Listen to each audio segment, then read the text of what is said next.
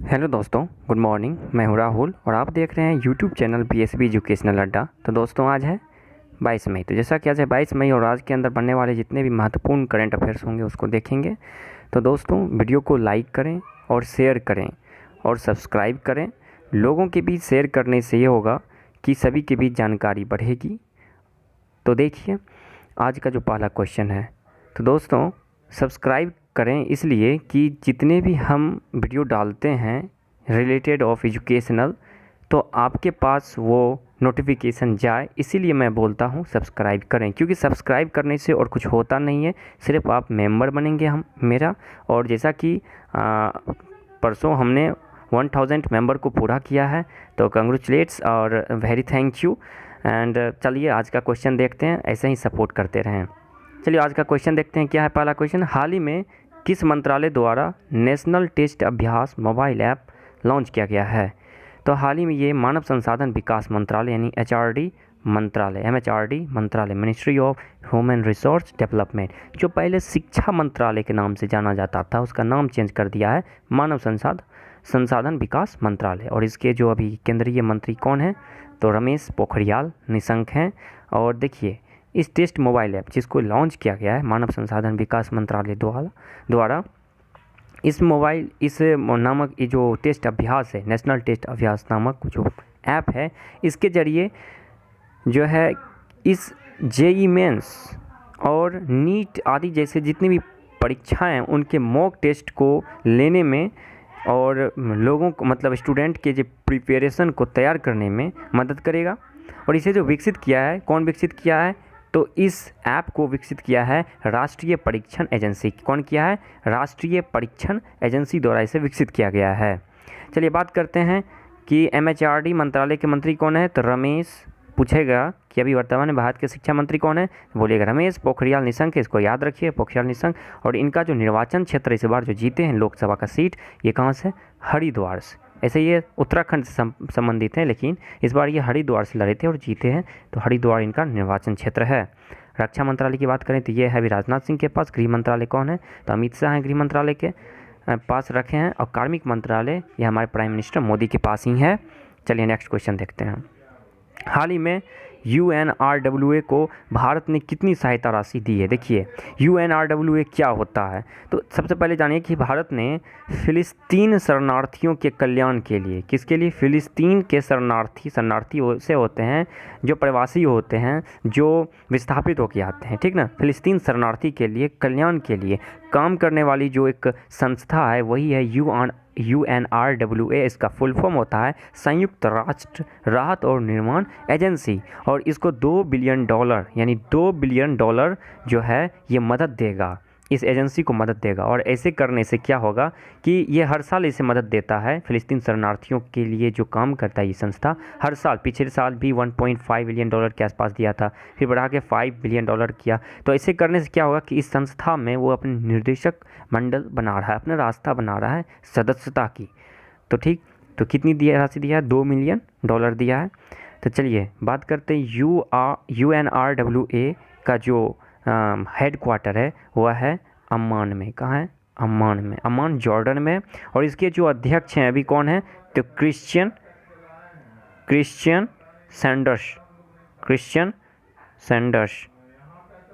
Sanders यही है UNRWA यानी संयुक्त राष्ट्र राहत और निर्माण एजेंसी के अध्यक्ष। चलिए बात करते हैं फ़िलिस्तीन की बात आई है, तो फ़िलिस्तीन को एक उपनाम से जाना जाता है, पवित्र भूमि का देश, फ़िलिस्तीन को ही बोला जाता है। और यह पश्चिमी एशिया में बसा हुआ एक देश है। और इसकी जो राजधानी है रामल्ला।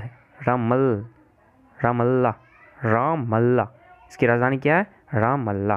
चलिए नेक्स्ट क्वेश्चन देखते हैं। हाल ही में WHO के वर्ल्ड हेल्थ ऑर्गेनाइजेशन यानी विश्व स्वास्थ्य संगठन, इसके कार्यकारी बोर्ड के अध्यक्ष किसे नियुक्त किया गया है? तो हाल ही में भारत का नाम रोशन करते हुए डॉक्टर हर्षवर्धन, भारत के केंद्रीय स्वास्थ्य और परिवार कल्याण मंत्री डॉक्टर हर्षवर्धन को WHO के कार्यकारी निदेशक बोर्ड में इन्हें अध्यक्ष चुना गया है, जो कि 34 सदस्य का ये बोर्ड होता है। इससे पहले जो भी हटने वाले हैं वो कौन है, तो जापान के डॉक्टर हिरोकी नकाटानी हैं, हिरोकी नकाटानी हैं, और इन्हीं के जगह पे कौन आने वाले हैं अब? डॉक्टर हर्षवर्धन, जो कि 22 मई से अपना ये कार्यकाल प्रारंभ करेंगे WHO में, इतनी बड़ी जिम्मेदारी को संभालेंगे। चलिए नेक्स्ट ऑप्शन की अगर बात करें तो प्रीति सूदन, ये भारत के स्वास्थ्य मंत्रालय में स्वास्थ्य सचिव हैं, सेक्रेटरी हैं। अमित खरे, ये सूचना और प्रसारण सचिव हैं। आनंद कुमार, ये संस्कृति मंत्रालय में सचिव हैं। चलिए नेक्स्ट, इन सभी की जो नियुक्ति हुई है हाल ही में ही हुई है।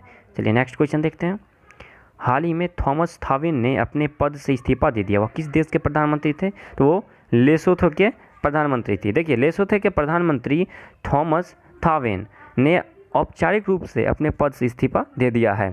थावेन और उनकी मौजूदा पत्नी पर लगभग 3 साल पहले अपनी पूर्व पत्नी की हत्या की साजिश में उनके संदेह में राजनीतिक संकट वहाँ पैदा हो गया है। क्योंकि किसी पे केस होने पर क्या होता है, कोई ना कोई संकट पैदा होता है। अगर वो किसी पद पे बना है तो ये तो खुद वहाँ के थे प्रधानमंत्री, तो उन पे जो ये केस लगा है तो इससे राजनीतिक स्थिति वहाँ गड़बड़ हो रही है इनकी पार्टी की, तो इन्हें औपचारिक रूप से इस्तीफा देना पड़ गया है। संसद द्वारा लेसोथो के जो वित्त मंत्री है मोएकेत्सी मजेरो, कौन है?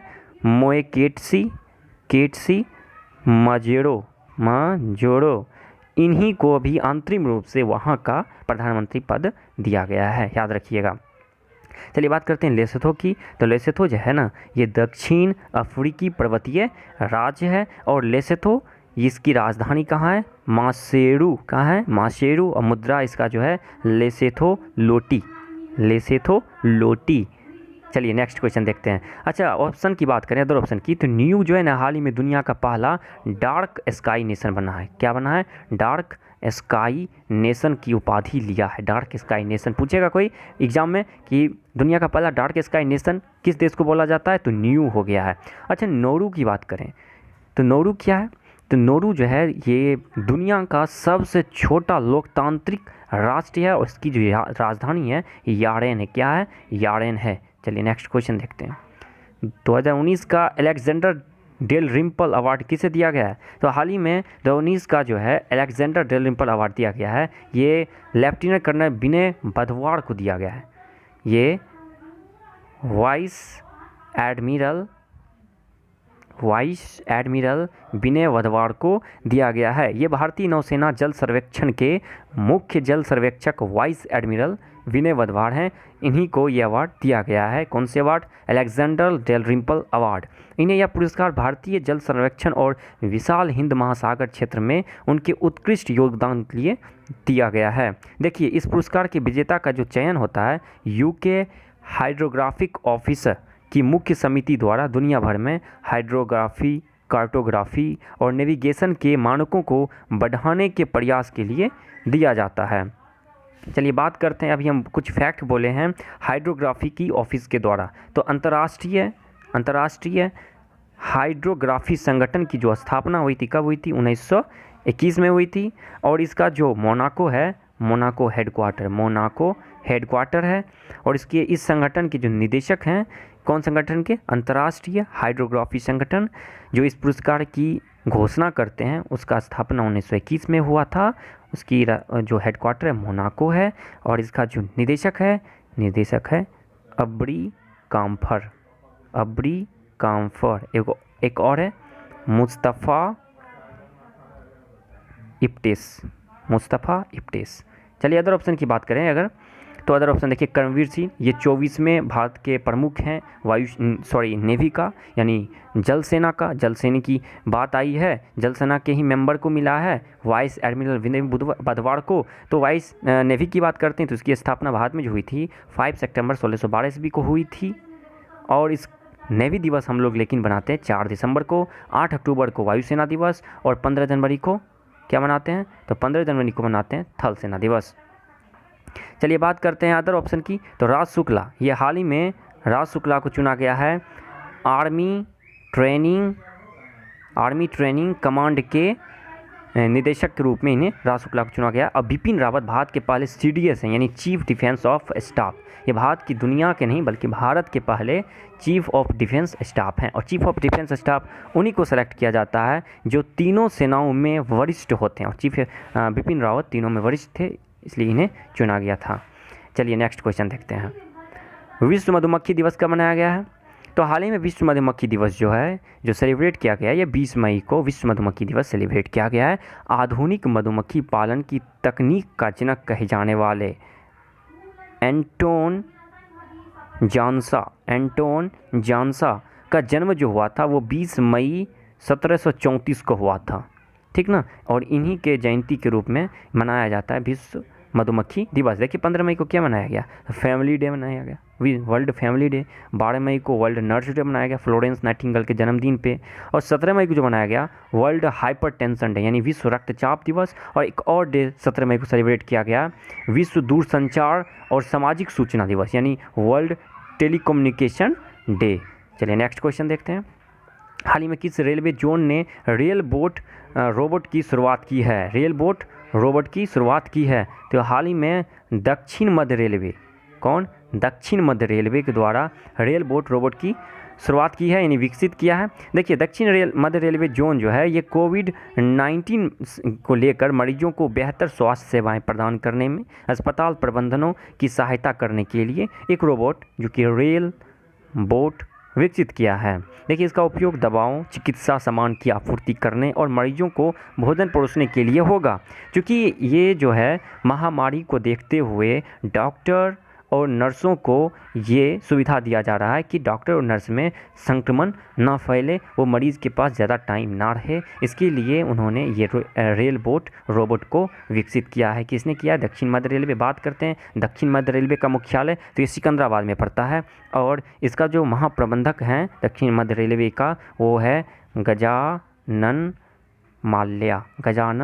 माल्या।